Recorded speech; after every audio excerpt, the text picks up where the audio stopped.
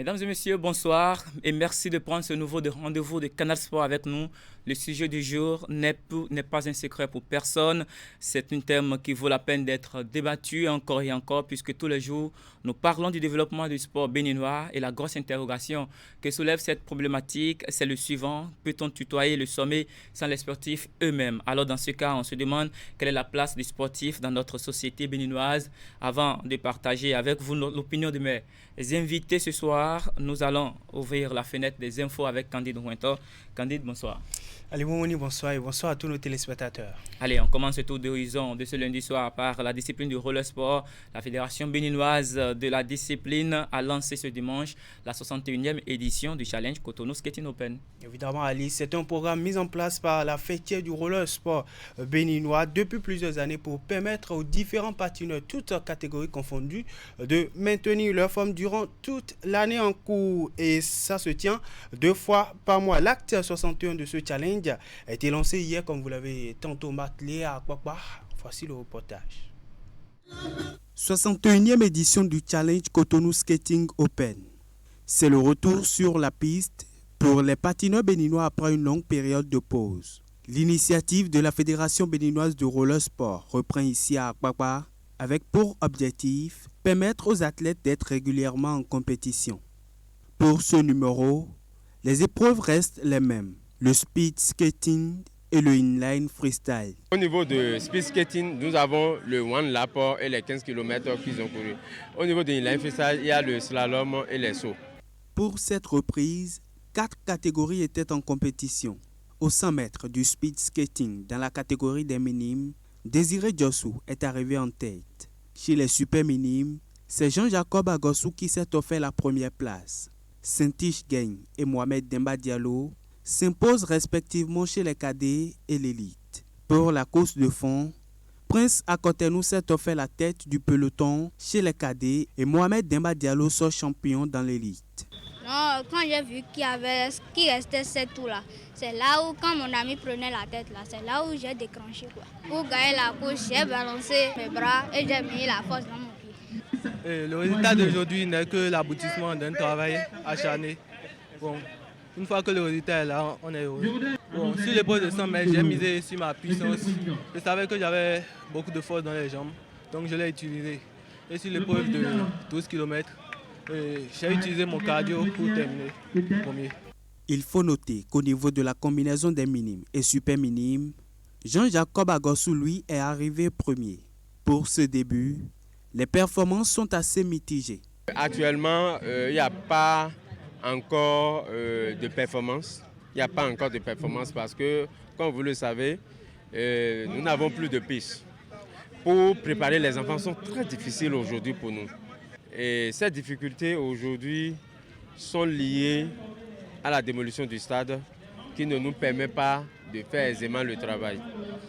Et nous demandons humblement aux autorités de nous aider à avoir une piste réglementaire déjà au Bénin pour nous permettre de préparer activement ces athlètes qui ont un très bon niveau en Afrique. La semaine prochaine maintenant, vous allez voir beaucoup vont commencer par s'entraîner parce que nous avons des gadgets qu'on donne et des enveloppes financières qu'on leur donne pour les motiver à aller s'entraîner. Ce retour en compétition des patineurs béninois lance la nouvelle saison. Et comme les autres éditions, ce challenge va se dérouler 2 fois par mois et ceci jusqu'à la fin de l'année pour le compte de la saison 2024.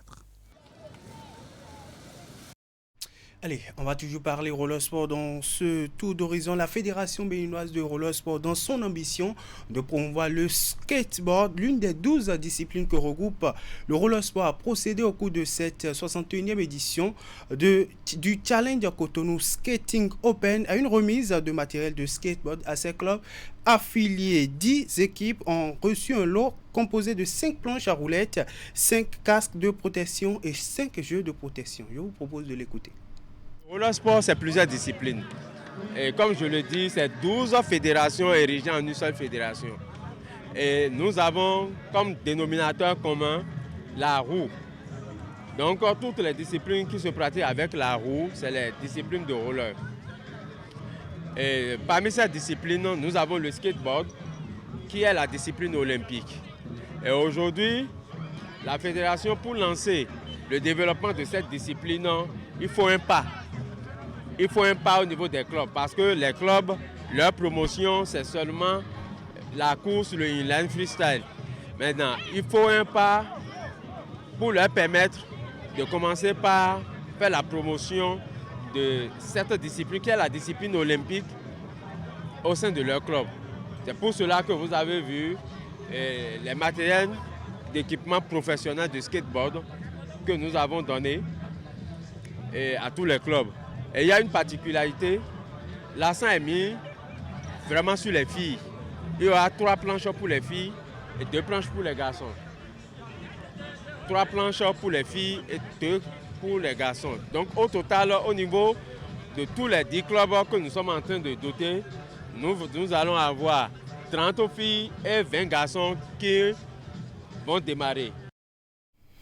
Allez, c'est la rentrée au niveau donc, de la Fédération béninoise de roller sport. On va passer maintenant à l'athlétisme. La championne du Bénin et de France de l'heptathlon Odila Ranranou, médaillée d'or aux 13e Jeux africains qui sont déroulés du côté d'Accra, est rentrée donc au Bercail. C'était hier, candidat. Évidemment, la spécialiste de l'heptathlon, double championne d'Afrique dans sa spécialité, a foulé le sol béninois dans la nuit de ce dimanche 7 avril 2024. Après son sac, bien entendu, à Accra au Ghana, à sa descente à l'aéroport international Cardinal Bernardin Ganti de Cotonou, elle a été accueillie par le ministre en charge des sports du Bénin, accompagné de la ministre du Travail et de la Fonction publique, du président du Comité national olympique et sportif du Bénin et bien sûr du président de la Fédération béninoise d'athlétisme et les passionnés de sa discipline. Elle a reçu des mains du patron des sports du Bénin un bouquet de fleurs, de félicitations et tout comme Marie-Rose Laleye qui a décroché 2 médailles en or aux 13e Jeux africains qui était aussi présente hier soir à son arrivée. Elle a donc eu droit à un accueil considérable, témoignant une fois encore du soutien du public sportif béninois vis-à-vis des athlètes sportifs béninois. Allez, on va changer une nouvelle fois de discipline et parler football à présent. Le championnat national se poursuit et c'est avec les rencontres de la 12e journée de la Super Ligue professionnelle. Évidemment, au cours de cette 12e journée de la Super Ligue Pro du Bénin saison 2023-2024, on note fortune diverse pour les différents clubs engagés. Une nouvelle désillusion pour Lotto Popo qui a concédé en déplacement à Francourt une nouvelle défaite cette fois-ci face à Sobemap Sport au bout d'un score d'un but à 0. Pendant ce temps, Coton FC lui enchaîne avec une victoire 3-1 face à l'US Cavalier. Ayema s'est incliné sur un score de 0 but contre 1 face à Dynamo FC d'Abomey. Dadje s'est aussi incliné mais cette fois-ci sur un score de 0 but contre 2 face à Dragon. Pendant ce temps, l'AS Cotonou lui a imposé ses marques 1-0 à Banigan. C'est pas un score de 3-0. Damissa lui a imposé ses marques à Requin FC qui se plonge de journée en journée. SOFC et puis la jeunesse sportive de Pobet se sont neutralisés par un score nul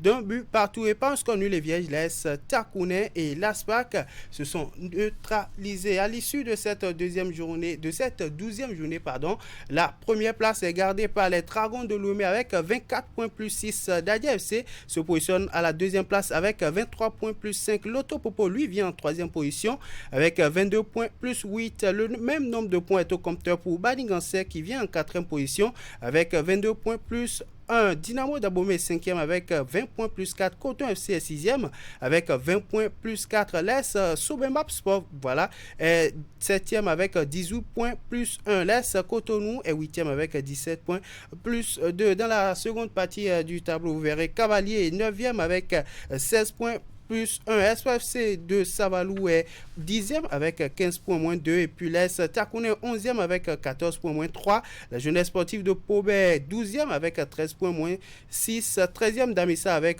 11 points moins 2. LS Aspac, bien entendu, est 14e avec 10 points moins 3. Ayema FC est 15e avec 10 points moins 5. Et la lanterne rouge est gardée par Requin FC avec 7 points moins 11. On va poursuivre cette fois-ci avec les affiches des quarts de finale. Voilà, les quarts de finale de la Coupe de la Confédération. Mais bien avant, on va faire le bilan à l'issue de cette 12e journée qui marque la fin de la phase allée de la Super Ligue Pro du Bénin saison 2023-2024. À l'issue de cette première partie donc de la Super Ligue Pro, on peut déjà dire que ça a été âprement disputé entre les différents clubs de la première à la 12e journée. Pour le bilan, il faut retenir que 170 buts ont été inscrits au cours de ces 192 matchs disputés. Dragon FC est leader avec 24 points à une unité de son dauphin Dadja FC. La meilleure attaque est bien entendu gardée par Cavalier de Niki qui a inscrit au total 15 buts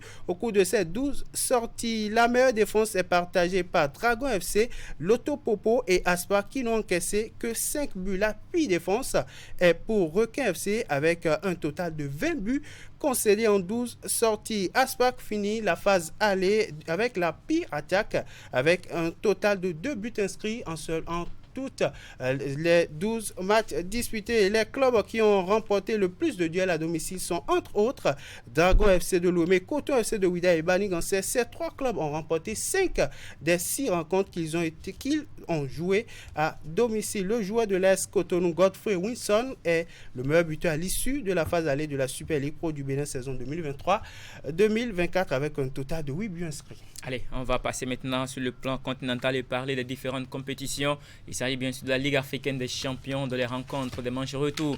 Des quarts de finale ont eu lieu ce week-end avec fortune diverse, bien entendu, et la qualification des cadors sans grosse surprise pour cette manche retour. Évidemment, Mamelodou Soundan de l'Afrique du Sud qui a pris le meilleur 3-2 au manche aller a fait un match nul avec Young African de la Tunisie et file en demi-finale. Al-Ali a pris le dessus 2-0 sur Simba SC de la Tanzanie. Après le nul à l'aller est aussi qualifié pour les demi-finales. Tout comme au match aller, le tout-puissant Mazembe s'est imposé par un score de 2-1 au Petro de Luanda et obtient son billet pour les demi-finales. ASEC Mimosa de la Côte d'Ivoire, lui, est aussi sorti de la compétition à la fatidique séance des tirs au but par l'Espérance de Tunis après un score nul et vierge, tout comme au match aller. Les matchs retour des quarts de finale de la Coupe de la Confédération ont aussi été joués ce week-end. Dream FC du Ghana n'a eu besoin que d'un match nul pour se hisser en demi-finale après sa victoire, donc 3-2 au match aller. Point, bien entendu. Et évidemment, scénario identique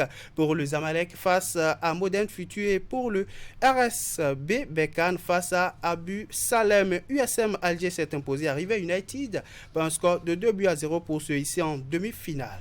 Allez, merci beaucoup à vous, Candide, pour ce tour d'horizon. On va poursuivre Canal Sport par ici avec le sujet du jour qui est bien entendu les conditions de vie, de travail des athlètes béninois. On finira jamais de parler de la gestion du sport béninois depuis plusieurs années. On sent grandir davantage dans le discours des dirigeants l'ambition de promouvoir le sport et de faire du Bénin une grande nation sportive. Cela a été accompagné au niveau de l'État central par la construction des infrastructures, même si cela reste aussi à en dire. Mais la grosse problématique reste comment gère-t-on nos matières premières, entendez par là bien entendu les athlètes. Et ce sera sur ce sujet que nous allons parler ce soir avec mon invité en plateau.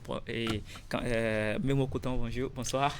Bonsoir Ali Mouni, bonsoir à toutes, bonsoir à tous.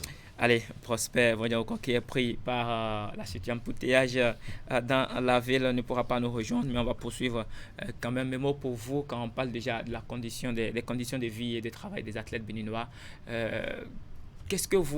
Comment est-ce que vous appréciez déjà cette situation au plan national? Non, c'est déjà une situation qui n'est pas réluisante quand on parle de la situation de vie et de travail de nos athlètes, mais je veux dire la responsabilité elle est partagée. On peut pas dire de tout de go que c'est une responsabilité qui incombe aux dirigeants, mais il faudrait partir déjà par les athlètes eux-mêmes. Est-ce qu'ils aiment ce qu'ils font? Est-ce qu'ils sont devenus athlètes par défaut? Est-ce que c'est un choix de carrière? Est-ce que c'est déjà par là? Parce que vous savez, nous n'avons pas le choix, mais on ne peut que prendre exemple sur ce qui se passe ailleurs parce que c'est ce qui se passe de mieux. Quand vous prenez des athlètes, quand vous donnez l'exemple de quelqu'un comme Kylian Mbappé, quand vous prenez le football, quand vous prenez même des athlètes comme ceux-là qui font de l'athlétisme, on vous dit leur cursus scolaire, on vous parle de comment ils sont, d'où ils sont partis jusqu'à ce niveau. Vous voyez quand même que ce n'est pas qui se sont réveillés avec leurs parents un beau matin pour dire bon, je veux faire de l'athlétisme, non, je veux faire le judo, je veux faire ci, je veux faire le handball, je veux faire du basketball. Non, c'est pas comme ça. C'est un travail qui a été conçu en famille, c'est un travail qui a été conçu dans un groupe et des gens ont pensé comment est-ce que l'avenir de cet enfant-là peut ce que ça peut donner dans cette discipline. Si ça peut marcher, oui, si ça ne veut pas marcher, on sait et on l'a entouré de ce qu'il faut, la logistique et tout ce qu'il doit manger. Donc, je pense que ça part d'abord par les athlètes eux-mêmes. Dans notre contexte, on a des gens qui en griffe, qui sont devenus sportifs ou bien athlètes parce que bon, peut-être que ils ont été déscolarisés ou bien il y en a qui à l'école ne travaillaient peut-être que pas dans autre chose. Et qui pensent que c'est le terrain ils peuvent compenser. Voilà, et donc ils sont pour la plupart déscolarisés, même si parmi eux on a des gens qui ont le master, on a des gens qui aujourd'hui jouent le championnat béninois qui ont une licence mais qui ont laissé ça aujourd'hui et qui jouent au football, et même en équipe nationale des gens qui sont finissants, qui ont leur diplôme mais qui ont été pris par le sport. Donc quand vous les prenez, vous le voyez franchement que ce n'est pas ce qu'il faut, ils n'ont pas un plan de carrière, et c'est les gens qui se disent que oui, nous allons prendre pour aujourd'hui, demain advienne que pourra, à chaque jour suffit sa peine, si je gagne aujourd'hui, demain c'est sûr que je vais gagner. Oubliant que la carrière du sportif, d'un athlète, c'est sans blessure, c'est au plus 10, on peut même élargir à dire, s'il commence très tôt sans blessure, c'est au plus 10 ou bien à 20 ans, c'est entre 10 et 20 ans, sinon au plus tôt, c'est que vous avez les blessures, vous pouvez finir même à moins de 10 ans, ou bien après au plus à 15 ans. Donc quand c'est comme ça, et la personne... Aujourd'hui, on a des gladiateurs qui sont allés jusqu'à... Oui, donc ça là, c'est des cas exceptionnels. Oui. Et puis comme on dit, c'est l'exception qui confirme la règle. Donc la règle, c'est entre 10 et 15 ans, au plus, sinon c'est 20 ans. Donc quand vous prenez ces athlètes au Bénin aujourd'hui, vous les voyez, ils sont minimalistes. C'est des gens qui, d'abord, qui ne travaillent pas, qui sont beaucoup plus dans la fatalité, qui sont beaucoup plus dans l'irrationnel, qui sont tout le temps là à se plaindre et qui ne se disent pas que demain je peux me blesser, je peux arrêter tout ce que je fais. Demain, je dois nourrir une famille. Demain, je dois faire ci, demain, je dois faire ça et se prendre au sérieux. Mais non, ils sont là tout le temps à penser peut-être au peu qu'ils vont gagner aujourd'hui. Donc, ça part déjà de là. Qui sont nos athlètes? Vous soulevez déjà le problème de la passion, donc il faut déjà partir par l'envie de l'athlète même à participer, à devenir, à tutoyer le sommet. Oui, la passion d'abord, la passion. Parce que si vous n'avez pas la passion, vous ne serez pas là, Ali. Si vous n'avez pas la passion, si nous n'avons pas la passion, nous ne serons pas ici. Maintenant, si vous avez la passion, une chose c'est d'avoir la passion, l'autre chose c'est d'avoir le talent, et une troisième chose, c'est de travailler et pour polir ce talent-là et garder et rester au haut niveau. Parce que c'est quand même compliqué quand il vous arrive d'être passionné et bien d'avoir le talent, mais que de ne pas travailler pour que ce talent-là reste en vous et que vous soyez meilleur dans votre domaine. Puis c'est de ça qu'il est question. Pour être meilleur dans votre domaine, il faut travailler. Nos joueurs, est-ce qu'ils travaillent? Ils ne travaillent pas pour la majorité. Qu'est-ce qu'ils font de ce qu'ils gagnent aujourd'hui? Ils ne savent pas qu'ils vont vite raccrocher. Et donc, comme ils ne savent pas, ils se disent qu'aujourd'hui, je vais en équipe nationale, je vais gagner peut-être 500 000, je vais gagner 300 000, je vais gagner 1 million ou bien 2 millions. Je reviens, qu'est-ce qu'il faut faire? C'est déjà acheter iPhone pour tous les footballeurs ou bien les athlètes. Je vais peut-être dire une bêtise, c'est acheter des cadeaux pour les copines déjà, ou bien c'est être dans le matu vu, c'est être incapable de s'acheter ce qu'il faut. Je vous raconte une anecdote, des joueurs, des footballeurs qui sont allés pour un regroupement, ils sont sortis, des jeunes, parmi eux, je crois le pays, ils sont allés dans un pays maghrébin. Le guide qui les conduisait, ils sortaient tous, c'était pour se taper de nouveaux téléphones, iPhone, et puis ça passait, et puis ou bien s'acheter des trucs. Ils ont été incapables de s'acheter des godasses professionnels. Un parmi eux est sorti et pour aller s'acheter une paire semi-professionnelle. Quand il est rentré à l'hôtel, les autres vu, écoute, ta chaussure est jolie, ça coûte combien? Le gars a converti, il dit, et ça doit coûter un trou de 115, 120 000, voire au plus 138. Ils ont pas dit, je peux pas, jamais je vais rentrer à Coton pour m'en procurer.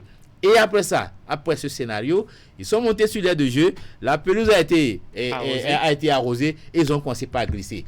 Tandis que l'autre qui avait des godasses professionnelles, il s'en sortait. Donc vous voyez, ça part déjà de là. Si la personne n'aime pas ce qu'il fait, la personne ne peut pas se donner les moyens. Alors que vous avez l'argent pour le faire, et quand vous avez cet argent-là, c'est pour faire du n'importe quoi, c'est pour faire également, c'est pour ne pas vous acquérir le matériel. Vous soulevez un problème de sérieux, de volonté au niveau des athlètes eux-mêmes, et on parle ici généralement, on va beaucoup plus aborder tous les différents angles de la problématique, bien entendu, concernant les conditions de travail et de vie, bien entendu, des athlètes. Vous parlez des opportunités que ces athlètes obtiennent et qui n'arrivent pas à mettre à profit. Et de l'autre côté, il y a aussi l'investissement que les dirigeants font pour pouvoir les accompagner d'une manière ou d'une autre, que ce soit au niveau des sports individuels ou encore au niveau des sports collectifs. Pour ce qui concerne le sujet, nous allons avoir en direct William Régis Dossou, le spécialiste des politiques publiques du sport, chargé d'études politiques et géopolitiques au sein du cabinet Interglobe Conseil Paris, c'est en France bien entendu. Il est l'ancien secrétaire administratif de Buffs du Borgo et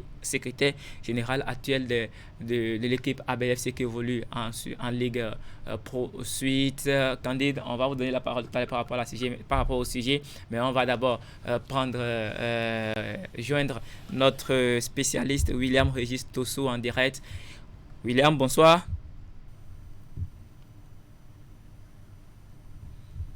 Bonsoir William, est-ce que vous nous recevez? Quelques techniques, mais résolu. Bonsoir, merci d'avoir accepté d'avoir décroché notre appel ce soir. Allô? Oui William, bonsoir. Oui, bonsoir Monsieur Mouni. Merci d'avoir décroché notre appel. Le plaisir est partagé. Alors, vous êtes actuellement à Parakou et le sujet dont nous parlons ce soir, c'est bien sûr les conditions de vie et de travail des sportifs au Bénin. Alors, pour commencer, ma première question de savoir, pour vous qui êtes aussi acteur sportif au plan national, comment est-ce que vous appréciez cette situation-là? D'accord. Monsieur Mouni, je vous remercie déjà pour avoir pensé à moi. Je pense que le sujet, c'est un sujet quand même très actuel. Vous voulez savoir en fait... quel est votre regard sur la situation, par rapport aux conditions de vie et de travail des athlètes béninois, des sportifs en général? Merci beaucoup. Je pense que les conditions de travail... Bon, on va... Allô? Oui, on vous reçoit, allez-y. Si nous devons analyser les conditions de travail, bon, nous allons faire un regard global. Et nous pouvons dire déjà qu'il y a beaucoup qui se fait, mais il y a encore à faire. Parce que, au préalable, par exemple, je ne sais pas si vous êtes informé, avant de faire les licences pour les joueurs, avant, il n'y avait pas l'assurance sportive qui était exigée. Mais depuis peu, nous avons remarqué que la Fédération béninoise de football, avec ces démembrements, c'est-à-dire la Ligue professionnelle, ils se sont accordés, et puis ainsi que la CAF et la FIFA, ils ont exigé maintenant que pour l'établissement de licence professionnelle à chaque joueur, il va falloir qu'il soit titulaire d'une assurance. Parce que c'est remarqué que les conditions de prise en charge du sportif avaient été occultées par le passé. Oui. Donc il y a des améliorations dans ce sens-là en termes d'institutionnalisation, c'est-à-dire administrative. Voilà. Mais quand vous regardez la situation, est-ce que vous pensez que le joueur... Quand vous regardez la situation, vous pensez que le joueur, ou bien l'athlète en général, le sportif béninois, est-ce que vous pensez qu'il est classé au premier rang? Est-ce que le sportif béninois est classé au premier rang? Je dirais plutôt... Bon, je pense que je dirais plutôt non. Je dirais non parce que déjà, il y a le sportif en lui-même qui ne se prend pas au sérieux. Vous me recevez? Oui, on vous reçoit. Oui, il y a déjà le sportif béninois en lui-même qui ne se prend pas au sérieux. Il fait le sport, mais il ne met pas dans sa tête qu'il est en train que c'est une carrière. Je ne sais pas si beaucoup d'entre eux savent que pour atteindre l'élite sportive, il faut déjà inculquer ça en soi-même, de savoir qu'on est en train de développer sa carrière professionnelle, en fait. Vous voyez, il y a par exemple cette transhumance qui s'observe au niveau des sportifs. Moi, je prends le cas du volet du football. Il y a des joueurs, vous les verrez, ils vont jouer la première division. Et l'année prochaine, ils viendront jouer encore en troisième division. Et l'année suivante, ils seront peut-être en division intermédiaire. Bon, eux-mêmes, après, vous leur demandez concrètement, qu'est-ce que tu veux? Ils disent, bon, eux, leur problème, c'est de prendre juste des primes de signature, de s'acheter. Tout à l'heure, je suivais l'émission, il y a l'intervenant aussi Mémo qui qui parlait a évoqué ce point-là. du sérieux, du manque de sérieux au niveau des athlètes eux-mêmes. Il ne se prend pas au sérieux, voilà, il y a le sérieux personnel qui fait défaut. Donc, et tout ça, c'est pas de leur faute aussi, c'est parce qu'il n'y a pas un travail qui a été fait en amont. Il va falloir qu'il y ait des communications dans ce sens, à l'endroit de tous les acteurs sportifs impliqués directement, pour leur montrer l'impact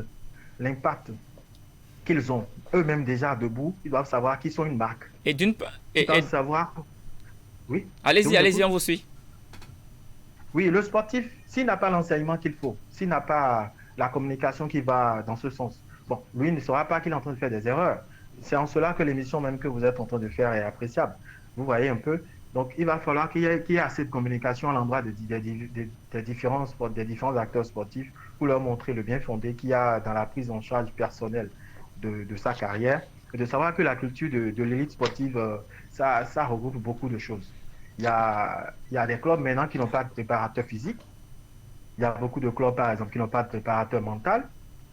Bon, tout ça entre en jeu. Mais quand on regarde, vous parlez tout à l'heure du préalable, quand on regarde tout ceci, est-ce que ce n'est pas la société, l'environnement qui est aussi taillé de cette façon, puisque on sait que dans le domaine, il y a eu, par exemple, par le passé, des préjugés où des athlètes sont maltraités par, je dirais, quand il dit maltraités, permettez-moi l'expression, par les responsables. Et puis voilà, on dit surtout dans l'environnement, le responsable, l'autorité, ou encore le premier responsable, le président du club, ou encore au niveau des autres disciplines des sports individuels, sont en haut.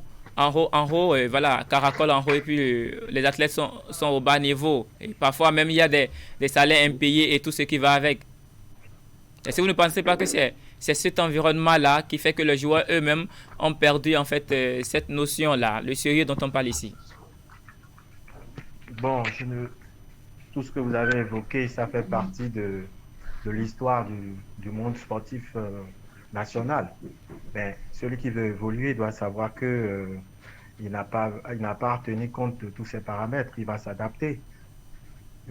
Et puis, certes, il y a eu des erreurs par le passé, mais beaucoup de choses sont en train d'être corrigées aujourd'hui.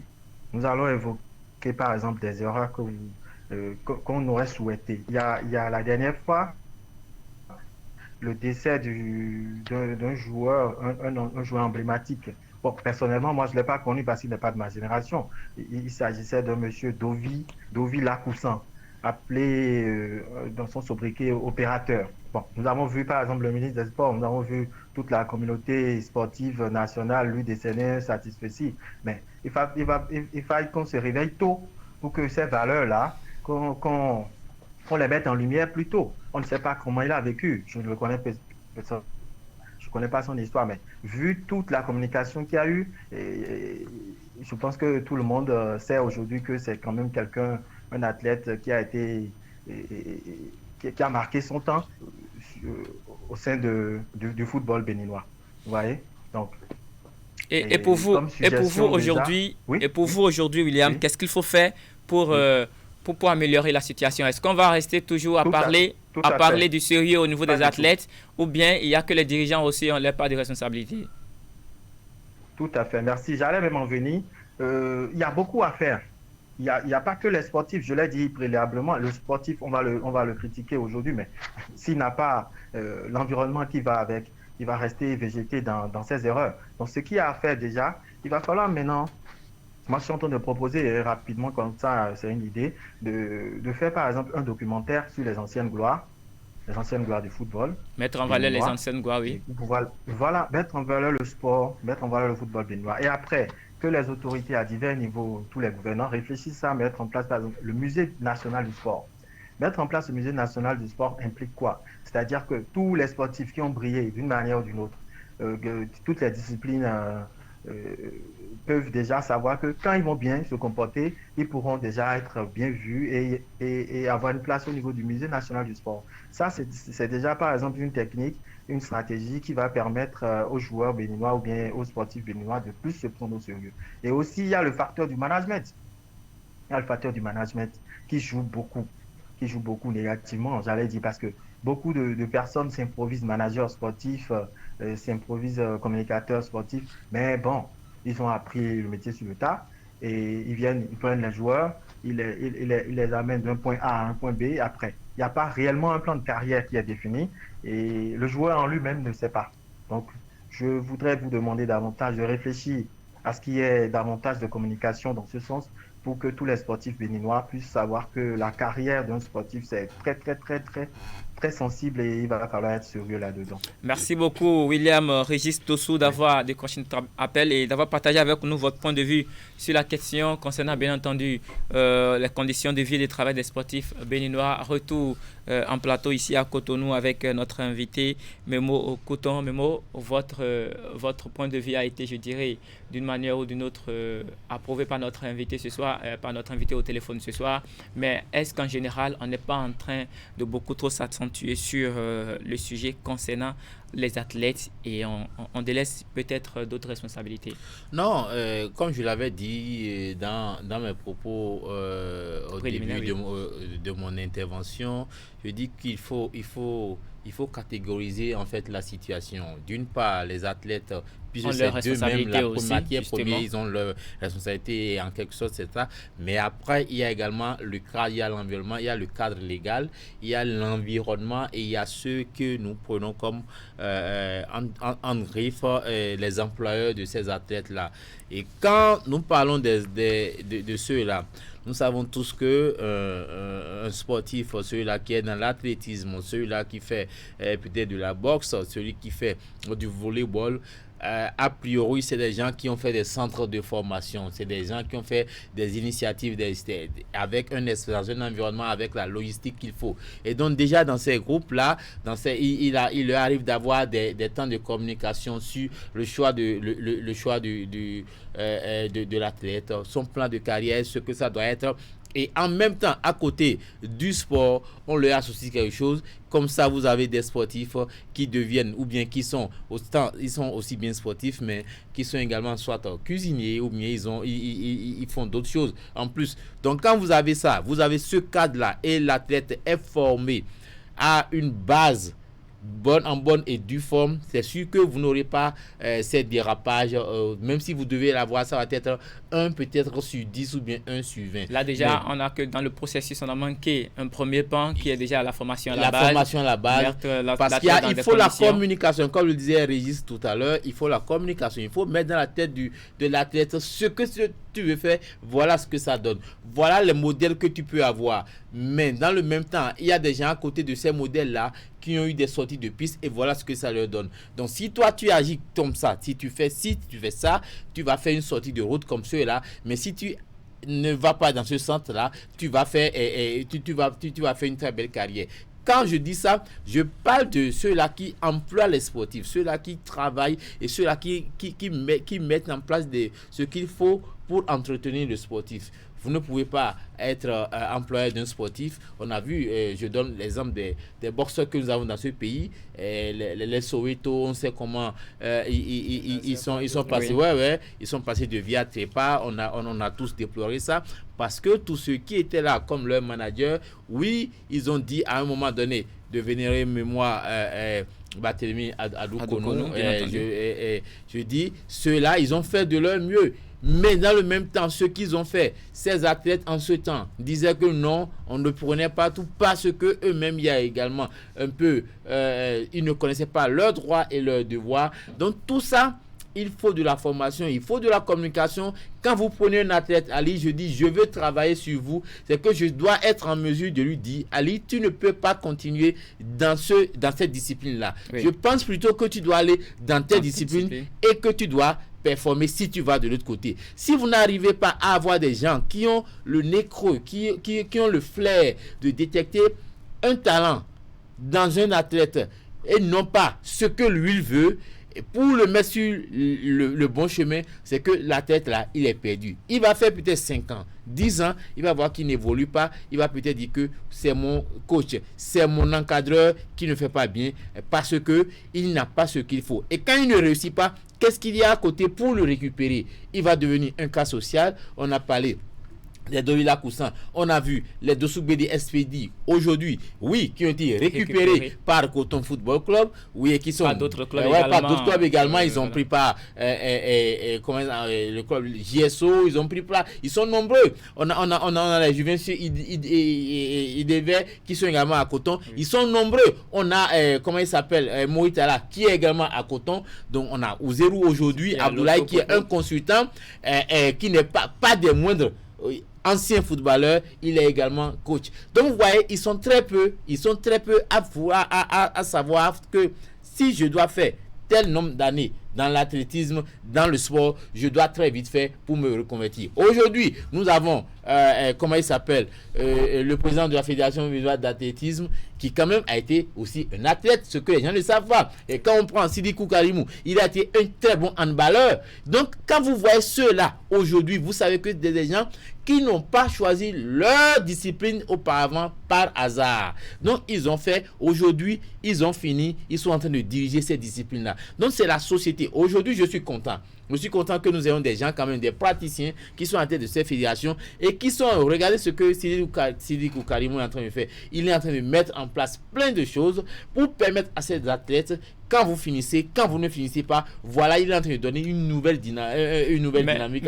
Mais dans tout ce que nous sommes en train de dire, on parle bien sûr toujours de la volonté des athlètes. Là, on est en train de parler aussi des dirigeants et on parle des initiatives qui sont prises, bien entendu, d'une manière ou d'une autre, et les discours qu'on entend qui visent à permettre, sinon, qui ambitionnent à tutoyer le haut niveau. Mais d'un côté, est-ce qu'il n'y a pas quelque chose qu'on est en train d'occulter? Parce qu'on sait que les athlètes également, je parle des sportifs en général, vivent très mal de leur art.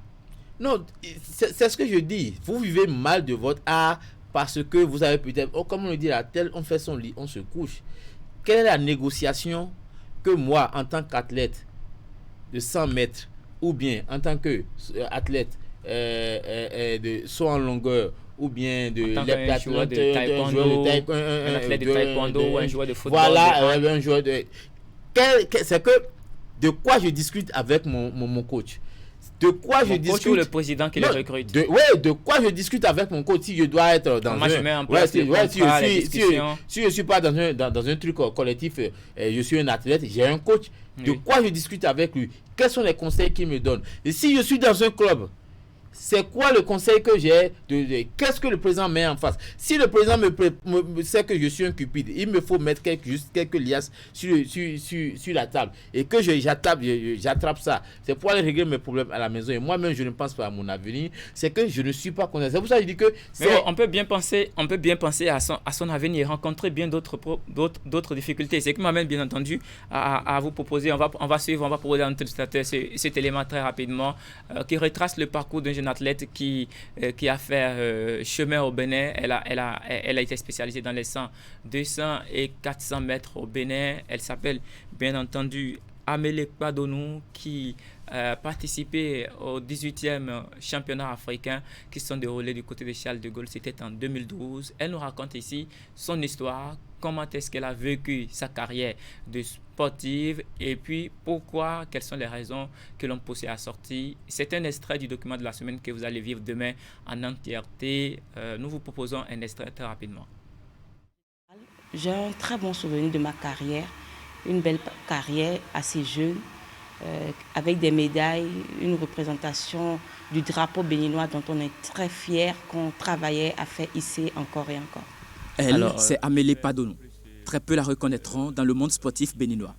Et pourtant, sur plusieurs années, elle a été championne du Bénin d'athlétisme sur les 100 et 200 mètres. J'aime dire que le sport m'a tout donné et je garde en moi de très bons souvenirs.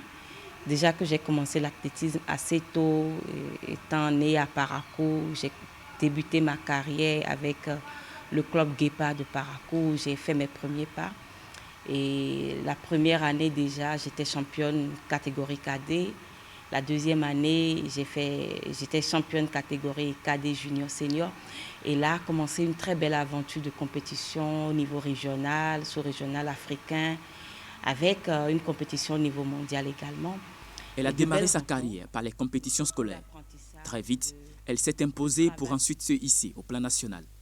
Là non plus, il n'y avait pas d'adversaire pour elle.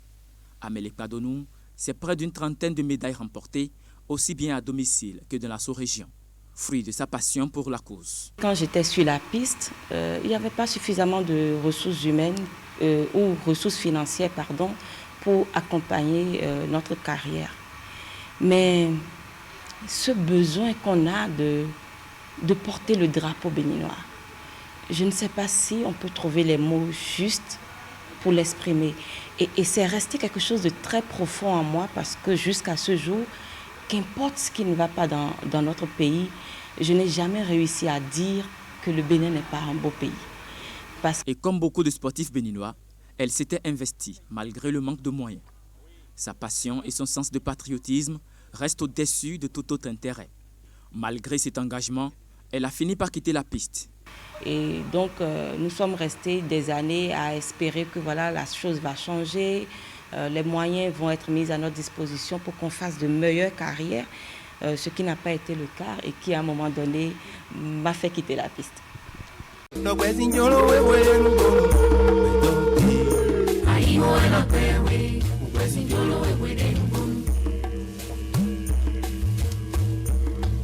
On était en 2012. Amélie voulait participer au championnat d'Afrique d'athlétisme qu'organise le Bénin à domicile. Mais les revers de cette décision s'avèrent très lourds. C'est toute une école, ce championnat d'Afrique 2012.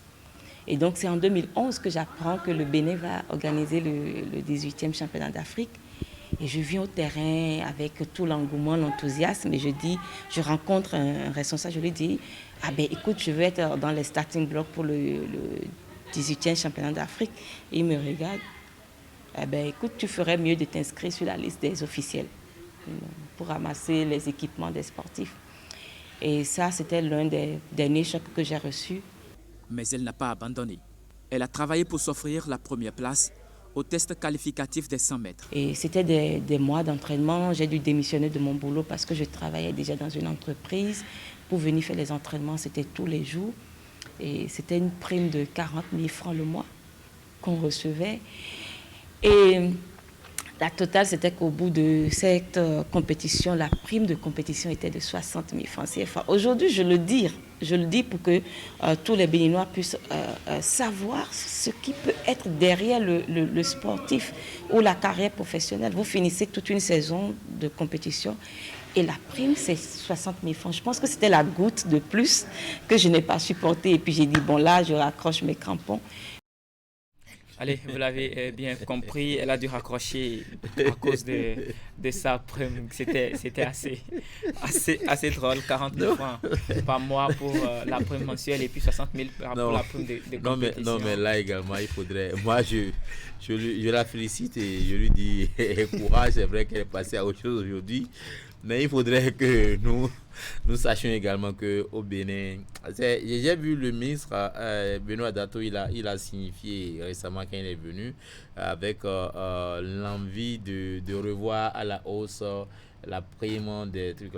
Vous avez des athlètes qui ont performé dans des pays, quand vous êtes médaillé de bronze, mais c'est qu'on sait combien l'État vous donne, on sait combien on doit vous donner. Vous avez la médaille d'or, on sait combien on doit vous donner. Mais si ce n'est pas comme ça, au Bénin, rien n'est sûr.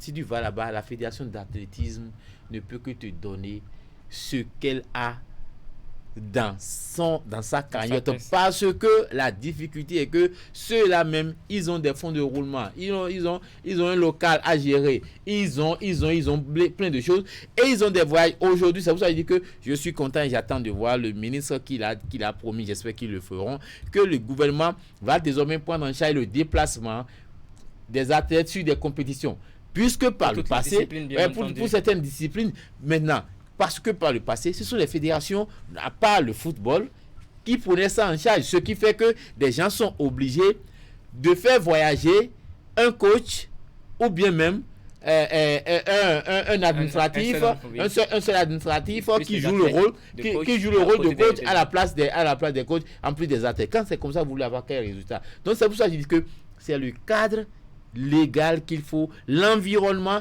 Je vous assure que les gens ont dit que si Noélie Yariko que nous avons aujourd'hui, qui est notre fierté, si elle était restée au Bénin tout ce temps, elle n'allait jamais décrocher cette médaille-là. Donc si l'environnement n'est pas favorable, propice, vous ne pouvez pas demander aux gens de performer. Elle a dit quoi? Que c'était la goutte d'eau qui a fait déborder son vase. Et elle est partie, 60 000 francs après le championnat. Tout le monde, même les journalistes... Alors qu'elle vient de démissionner. Je vais vous dire, même les journalistes vont vous dire ce qu'ils ont perdu dans ce championnat, 18e championnat d'Afrique de 2012. Vous en savez quelque chose. Donc, c'était un truc qui a été fait pratiquement. On ne sait comment, on va le dire à la va-vite. Comment ça a été géré. Et donc, quand c'est comme ça, vous ne pouvez que... C'est pour ça que moi je dis... Quand vous êtes un athlète là, ce n'est pas du jour au lendemain on devient un athlète. C'est un travail de plusieurs années et vous devez savoir que Ali, je veux devenir handballeur. Et pour cela, je ne dois pas, après les séances d'entraînement, aller juste me jeter dans un bar, commencer par ingurgiter tout ce que je vois de frères ou bien de non-frères pour devenir un grand athlète. Pour qui? Pour quelle équipe nationale? Quand c'est comme ça, c'est que je me blesse très vite. Et je vais finalement crier que on m'a abandonné. J'ai été sélectionné pour Challenge Trophy. J'ai fait ci. Je suis blessé. On m'a abandonné. Mais tu t'es préparé. La question à Candide. Candide, vous côtoyez aussi des athlètes. Vous êtes aussi dans le milieu. Vous voyez ce qui se passe. Est-ce que vous pensez que on doit beaucoup plus s'accentuer sur le tort, sinon je ne dirais pas la faute, le manque de sérieux au niveau des athlètes, ou bien pour vous il y a d'autres responsables qu'il faut aussi incriminer? D'abord, le problème... Incriminer, c'est un mot très fort. Hein? Bon, qui sont aussi coupables. Évidemment, qui sont aussi dans le lobbying. Là, moi, je pense beaucoup plus que d'abord, le premier responsable qu'il faut déjà attaquer, ce sont les athlètes qui sont les acteurs majeurs de la chose, de la professionnalisation de cette chose-là. Je pense beaucoup plus qu'aujourd'hui, au-delà de... Si on prend une marge de 10 sportifs aujourd'hui, à peine on va trouver 2 ou 3 qui ont un projet de carrière ou plutôt un projet sportif assez convaincant. Il y a des athlètes ou plutôt des sportifs aujourd'hui qui s'improvisent des projets ou plutôt des pseudo-projets, que ce soit avec des pseudo-managers ou même ensemble avec un coach ou plutôt avec un aîné du domaine. On se dit, je veux faire telle chose, plutôt je veux faire carrière dans telle discipline ou plutôt dans tel milieu. Et puis après, on dit, viens, j'ai une connaissance par ici, on peut te trouver une place par ici. Et puis après, on entend des situations pas possibles. La dernière fois, moi, j'étais déboussolé quand j'ai appris le phénomène qui s'est déroulé avec le club AS Tonnerre de Boycon, où les joueurs se plaignaient des dus, des choses qu'on leur devait. Et puis après, on donne du tapioca et puis des trucs insignifiants à ces joueurs-là qui réclament quelque chose qui leur est dû. Et puis après aussi, on a de ces situations-là qui découragent parfois ces acteurs-là. Moi, je pense beaucoup plus qu'on a aujourd'hui des athlètes ou plutôt des sportifs qui ont un degré de passion qui va au-delà de ce qu'il faut avoir concrètement comme projet ou plutôt comme plan de carrière. Bon projet. C'est justement en cela que je dis. C'est justement en cela que je dis que leur passion va au-delà. Si on parle de la base qui est ratée, qui est faussée, qui est la formation, où les joueurs n'ont pas été, je dirais, bien orientés sur la professionnalisation de leur carrière. Personne ne vous a mis aujourd'hui. Je suis d'accord avec vous que vous parlez de choix qui revient délibéré à la responsabilité des joueurs, mais retenez aussi que d'un côté, il y a que les dirigeants, quand ils sont en face des joueurs, leur façon de traiter les joueurs aussi, c'est aussi vraiment déplorable. Oui, c'est pour ça que je dis, quand ils font de fausses promesses, quand vous vendez moins cher, Ali, les gens vont vous acheter à crédit. Même combien de managers connaissez-vous au pays qui peuvent mieux défendre le cas d'un joueur devant un président de club? Ali, je connais des joueurs qui sont allés, ce qui n'est pas conseillé, qui sont allés défendre, qui sont allés bien défendre leur propre contrat auprès des présidents. Oui, il y en a. Donc quand vous avez ça, et ça dépend, qui sont bien instruits. Non, il y a même des gens qui ne sont pas instruits. Est-ce que ça ne dépend pas des promesses parfois que les présidents leur font? Non, écoutez, Ali, je vous dis, quelle promesse on va vous faire, vous, aujourd'hui, pour dire, Ali, je vous sors de votre boîte ici et je vous amène dans une boîte. est-ce que vous-même là, vous êtes, si je ne vais pas utiliser ce mot-là, pour ne pas chercher à savoir de quoi ça retourne dans l'autre boîte. Je vais vous donner un exemple d'une athlète. Je vais vous donner une non, écoutez, je vous donne l'exemple d'une athlète. La footballeuse Merveille Zinsou. Elle est devenue quoi? Alors que cette fille-là, elle était en train d'évoluer en train d'évoluer crescendo. De U20, elle faisait l'équipe senior.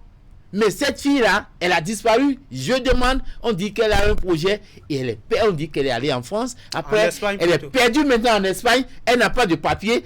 On ne sait pas de quoi, ce qu'elle est devenue.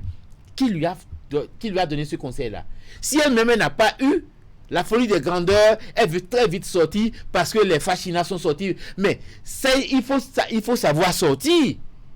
Donc, quand vous avez un bon plan de carrière, personne ne peut venir vous dire, je connais quelqu'un qui va vous faire un papier de Kyrgyzstan, va jouer à Kyrgyzstan, ou bien va jouer en Arménie, ou ça tire à balles réelles. Mais quand vous êtes dans un environnement comme le Bénin, où vous avez peut-être avec la famille difficile à joindre les deux bouts, et que vous trouvez l'opportunité de rencontrer un dirigeant de club, ou bien un président de fédération, parce que peut-être vous pratiquez le sport individuel, que vous promet de vous trouver une place au Kyrgyzstan, comme vous le dites, ou bien dans un pays comme l'Espagne, ou bien de vous amener en France pour évoluer, même si c'est en 5e division du championnat. Mémo, quelle capacité vous avez en ce moment pour dire non à cette proposition? Ali, c'est pour cela que je dis, moi je ne donne plus aucun conseil aux athlètes béninois aujourd'hui.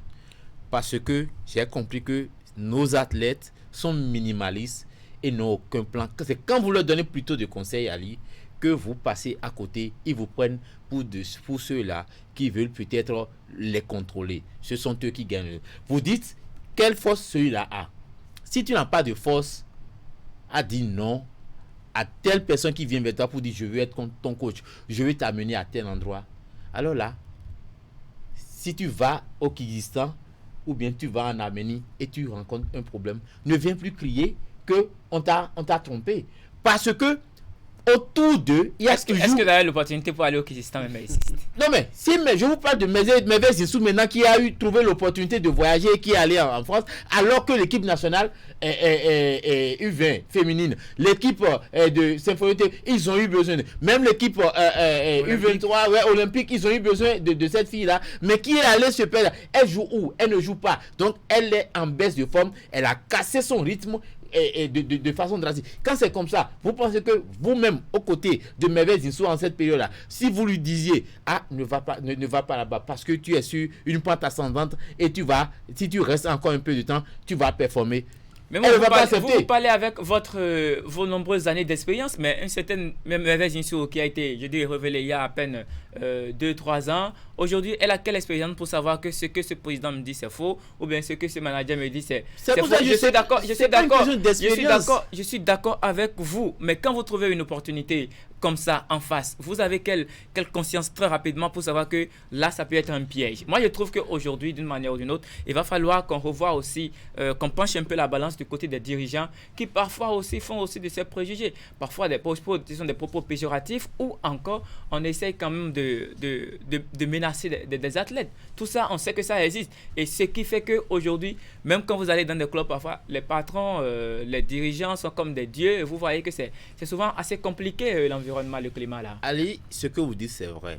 Les dirigeants, les présidents de clubs. Et c'est ça qui devait permettre facilité. Par s'il y avait cette facilité d'échange où le joueur a la possibilité de recevoir, je dirais, avec en toute sincérité des propos, je dirais, véridiques de ses responsables, ou encore de très bons conseils, je pense qu'on ne serait pas en train de faire ce débat aujourd'hui. Je vous dis, ce que vous dites, vous avez raison. Les dirigeants sont ce qu'ils sont. On a des dirigeants qui affament les joueurs, on a des dirigeants qui affament leurs athlètes, des gens qui font ci, qui font ça, on a tout ça. On a des dirigeants, on a annoncé la subvention pour très prochainement, dans cette semaine déjà, et donc il y en a qui sont en train de jubiler. Dans ça, il y en a qui vont prendre ces subventions, il y en a qui vont se taper de nouvelles femmes, il y en a qui vont s'acheter 2 voitures, il y en a qui vont faire ci, qui vont construire, qui vont terminer leur maison, mais qui vont démarrer la construction de leur maison, tandis que les athlètes sont là et non pas les sous. Donc quand c'est comme ça, qui va corriger le tir?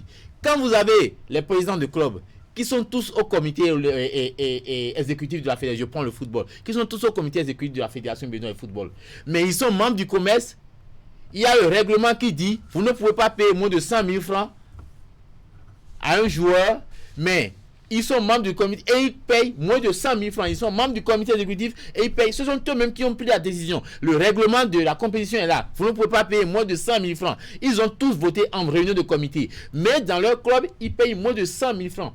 Qui va régler ce problème-là? Si déjà eux-mêmes, ils violent les tests, donc ne demandez pas à moi qui est un club. Et je suis privé, je ne siège pas au comité exécutif de respecter les tests qu'ils ont légiférés eux-mêmes et qu'ils sont en train de violer. Donc quand c'est comme ça, c'est pour ça que je parle du cadre légal. La Ligue de football, par exemple, qui est là, n'arrive jamais à régler les contentieux entre joueurs et club. Quand c'est comme ça, c'est toujours le joueur qui a tort, le dirigeant n'a jamais tort, parce que ils sont tous juges et partis. Quand c'est comme ça, c'est pour ça que je dis que ce sont les athlètes même qui doivent se prendre au sérieux. Si les athlètes se prenaient au sérieux, plus personne ne peut leur marcher dessus. De toutes les façons, au niveau du football, il y a l'union des professionnels des malheureusement, tout ce qu'ils font eux-mêmes, ça ne donne pas, ça n'aboutit pas. J'espère que prochainement ça va, les années à venir. Parce que moi je les encourage pour ce qu'ils font. Candide, qu'est-ce qu'il faut faire dans ces cas-là? Qu'est-ce qu'il faut faire? Il faut déjà que... Parce que vous parlez déjà de la conscience des athlètes. Est-ce qu'il faut les athlètes eux-mêmes pour défendre leur cas, ou bien est-ce qu'il faut dire peut-être solliciter l'ingérence de l'État central pour corriger cette situation? Il faut déjà, après la prise de conscience de ces différents athlètes, il faut qu'ils aient déjà une connaissance du cadre juridique, de tout ce qui les encadre comme juridiction pour ce qui est des contrats qui les lient déjà avec leurs institutions, plutôt leurs instances dirigeantes. Après, il ne faudra pas pour un athlète de changer de manager du jour au lendemain, ou trouver un manager qui lui promet grâce, ou plutôt un Eldorado à côté, ou plutôt dans un pays plus ou moins nanti, pour quand même permettre à ce joueur-là, ou plutôt à cet athlète-là de subvenir à ses besoins de première nécessité. Déjà, moi je pense beaucoup plus qu'après cela, il faudrait qu'il y ait des dirigeants passionnés autour de la chose. Parce que nous voyons aujourd'hui des dirigeants qui ne sont pas plus ou moins passionnés de la chose, mais qui sont à la tête de ces clubs-là, qui aujourd'hui maltraitent, ou plutôt malmènent la vie de ces différents athlètes-là, qui au final n'arrivent plus à donner le meilleur d'eux-mêmes. On a vu le cas tout à l'heure de Amélie Padonou, qui au final a raccroché les crampons, et là c'est quand même désolant pour cet athlète qui avait quand même de la volonté et tout, et c'est comme ça que bien d'autres athlètes ont de la volonté, ont de la passion pour la chose, mais finalement on arrive à raccrocher. Il y a beaucoup à dire sur le sujet, mais pour vous, qu'est-ce qu'il faut faire? Pour moi, ce qu'il faut faire, il faut beaucoup communiquer. Si vous avez votre enfant qui veut faire du sport au Bénin, il faudrait soit être un gardien derrière lui et lui parler, parce que ça dépend de lui-même d'abord, son avenir. La base. La base d'abord, c'est les parents, un coach, l'entourage du joueur. C'est pas là ça commence. Parce que beaucoup sont perdus grâce également à leur entourage. Après, il faudrait que l'État commence maintenant par vraiment avoir son regard. Regardez, on parle du football. La Fédération béninoise de football n'a jamais mis en place la juridiction qui doit régler les contentieux entre joueurs et clubs. N'a jamais mis ça. Mais qui interdit maintenant à tout joueur de porter son affaire devant la FIFA directement, alors que vous n'avez pas une juridiction qui doit régler ce problème-là. Donc quand c'est comme ça, c'est que le joueur n'aura jamais raison, le joueur aura toujours tort, et si il est blacklisté dans le club X, le club Y ne voudra jamais de lui. Donc il faudrait que l'État revienne maintenant sur le cadre légal, pour qu'on sache que oui, cet athlète, il a un plan de carrière, et qu'on ait véritablement, qu'on sache que le sport c'est une industrie. Ce n'est pas seulement à la bouche on va le dire. Moi je le dis en toute sincérité, je le répète, si Noélie Yarigo, si Odila Rwamwanou était resté au Bénin, les deux n'auraient jamais eu 7 étoiles ces étoiles qui sont en train de briller plutôt sur leur tête. Et donc, on a plusieurs Noélie Yarigo, on a plusieurs Odila Rwamwanou, nous avons plusieurs Steve Mounier qui sont au Bénin, nous avons plusieurs Soweto qui sont au Bénin, mais l'environnement ne leur permet pas d'éclore ou bien de donner le meilleur d'eux-mêmes. Et quand c'est comme ça, nous allons toujours rester là à parler. Les présidents seront là dans leur fauteuil doré. Oui, je veux être président, je veux être membre du commerce. Finalement, je ne fais rien. Président de club qui est incapable de mettre ce qu'il faut à la place, à la disposition de ses joueurs. Un président d'un centre de formation qui est incapable d'avoir un terrain, incapable d'avoir des choses. Donc je pense que quand c'est comme ça, c'est l'État qui doit réguler ce qu'il faut pas. C'est l'État qui est quand même c'est l'État qui a le droit sur la politique qu'il donne au sport, qu'il donne à la culture, qu'il donne à l'économie.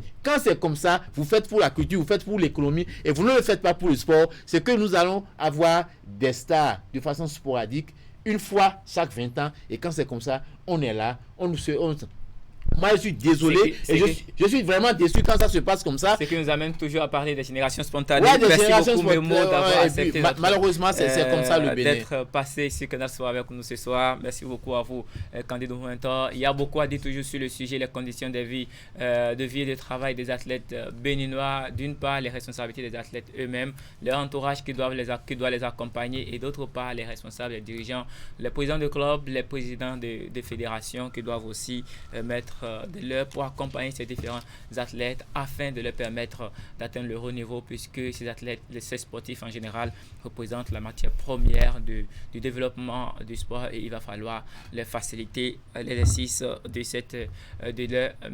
leur métier. Mesdames et messieurs, c'est la fin de cette émission. Merci de l'avoir suivi. Prenez le rendez-vous demain, toujours sur Canal 3 Bénin, pour la rediffusion à partir de 16h30. Retrouvez-nous également sur nos différents canaux digitaux, www.canal3television.com ou encore sur la plateforme YouTube. Bonsoir chez vous, à lundi prochain.